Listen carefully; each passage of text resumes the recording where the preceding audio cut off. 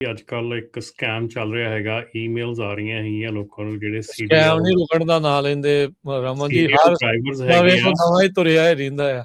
ਹਾਂਜੀ, ਉਹਦੇ ਵਿੱਚ ਉਹ ਡਰਾਈਵਰਸ ਨੂੰ ਕਾਲ ਕਰਕੇ ਕਹਿੰਦੇ ਹੈਗੇ ਆ ਕਿ ਤੁਹਾਡਾ ਜਿਹੜਾ ਆ ਇਹ ਸਿਸਟਮ ਦੇ ਵਿੱਚ ਕਲੀਅਰਿੰਗ ਹਾਊਸ ਦੇ ਵਿੱਚ ਨਜ਼ਰ ਆ ਰਿਹਾ ਕਿ ਤੁਹਾਡੇ ਉੱਤੇ ਇੱਕ ਜਿਹੜੀ ਆ ਵਾਇਲੇਸ਼ਨ ਪੈ ਗਈ ਆ ਤੇ ਅਸੀਂ ਵਾਇਲੇਸ਼ਨ ਤੁਹਾਡੀ ਕਲੀਅਰ ਕਰਾ ਦਿਆਂਗੇ, ਠੀਕ ਆ।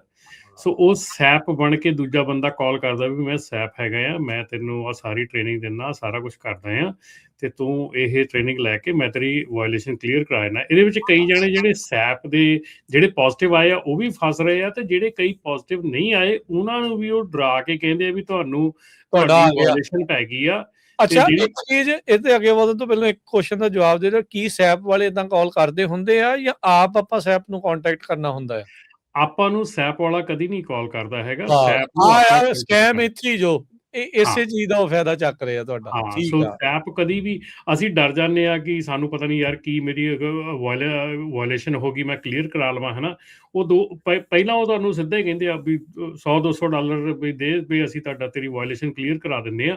ਤੇ ਜਦੋਂ ਤੁਸੀਂ 100-200 ਦਿੰਦੇ ਆ ਤਾਂ ਫਿਰ ਉਹ ਕੀ ਕਰਦੇ ਆ ਕਿ ਤੁਹਾਡੀ ਐਕਚੁਅਲ ਜਿਹੜੇ ਕਈ ਸੈਪ ਹੈਗੇ ਆ, ਜਿਹੜੇ ਹੁਣ ਸੈਪ ਕਿਹੜੇ ਵੀ ਨਹੀਂ ਹੈਗੇ, ਕਿ ਕਈ ਸੈਪ ਹੈਗੇ ਆ ਜਿਨ੍ਹਾਂ ਦੀ ਕਲੀਅਰਿੰਗ ਹਾਊਸ ਦੇ ਵਿੱਚ ਉਹਨਾਂ ਦੀ ਲੌਗਇਨ ਬਣਿਆ ਹੋਇਆ, ਉੱਥੇ ਜਾ ਕੇ ਤੁਹਾਡੇ ਅਕਾਊਂਟ ਦੇ ਉੱਤੇ ਗਲਤ ਐਂਟਰੀ ਕਰ ਦਿੰਦੇ ਆ ਕਿ ਪੋਜ਼ਿਟਿਵ ਦੀ।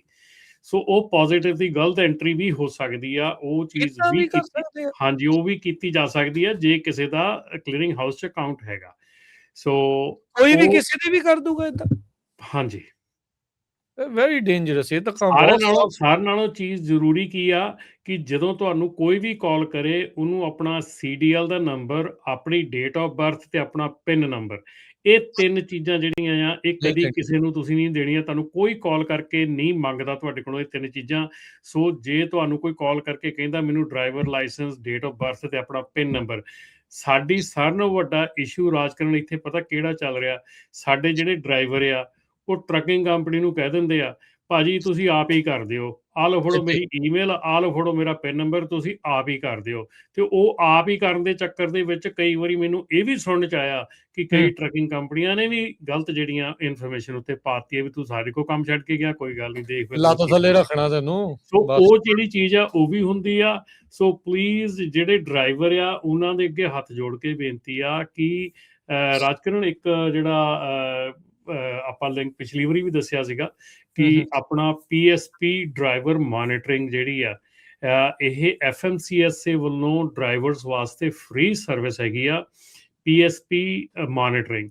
ਸੋ PSP ਜਿਹੜੀ ਹੈਗੀ ਆ ਉਹ ਰਿਪੋਰਟ ਜਿਹੜੀ ਆ ਉਹ ਤੁਸੀਂ ਮੋਨੀਟਰ ਕਰ ਸਕਦੇ ਆ। ਪ੍ਰੀ ਇੰਪਲੋਇਮੈਂਟ ਸਕਰੀਨਿੰਗ ਪ੍ਰੋਗਰਾਮ ਹੈਗਾ ਏ, ਜਿਹੜਾ ਕਿ ਹਰ ਇੱਕ ਟਰੱਕਿੰਗ ਕੰਪਨੀ ਨੂੰ ਤੁਹਾਨੂੰ ਹਾਇਰ ਕਰਨ ਤੋਂ ਪਹਿਲਾਂ ਇਹ ਰਿਪੋਰਟ ਕੱਢਣੀ ਲਾਜ਼ਮੀ ਆ, ਜ਼ਰੂਰੀ ਆ।